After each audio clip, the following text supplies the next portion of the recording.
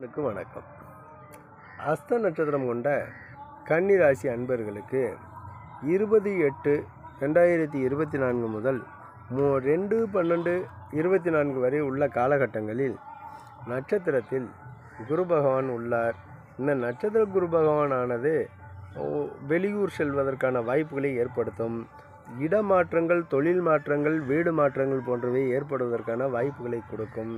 வெளிநாடு சென்று நல்ல வருமானத்திற்குரிய வேலை வாய்ப்பில் அமர்வதற்கான வாய்ப்புகள் உண்டு.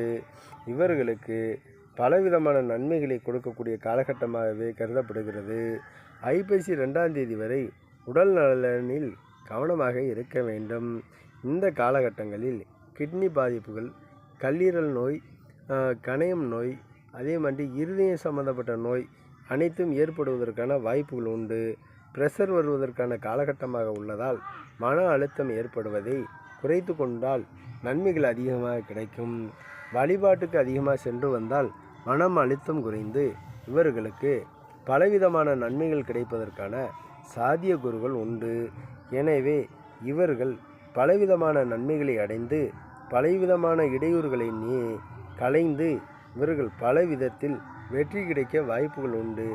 இவர்கள் பிள்ளையாரின் வழிபாடு, அதாவது அரச மரத்தின் அடியில் உள்ள பிள்ளையாரின் வழிபாட்டை முறையாக செய்து வந்தால் இவர்களுக்கு பலவிதமான இன்னல்கள் நீங்கி பல விதத்தில் நன்மைகள் கிடைப்பதற்கான வாய்ப்புகள் உண்டு.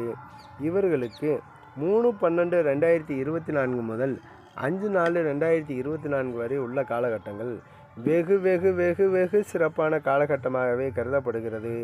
இந்த காலகட்டத்தில் பல விதத்திலும் முன்னேற்றங்கள் ஏற்பட்டு இவர்கள் பலவிதமான வெற்றியான செய்திகளை கொண்டு வெற்றியான பேர்களை பெற்று எந்த சூழ்நிலையிலும் தோல்வி என்றதே வராமல் இவர்கள் பல விதத்திலும் ஜெயம் பெறுவதற்கான வாய்ப்புகள் உண்டு.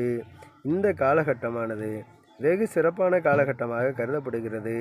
அதனால் அஸ்த நட்சத்திரக்காரர்களுக்கு 3/12/2024 முதல் 5/4/2025 வரை உள்ள காலகட்டம் வெகு வெகு சிறப்பான காலகட்டமாகவே கருதப்படுகிறது. எனவே இவர்களுக்கு நன்மைகள் அதிகமாக நடக்கும் என்பதே திண்ணமாகும்.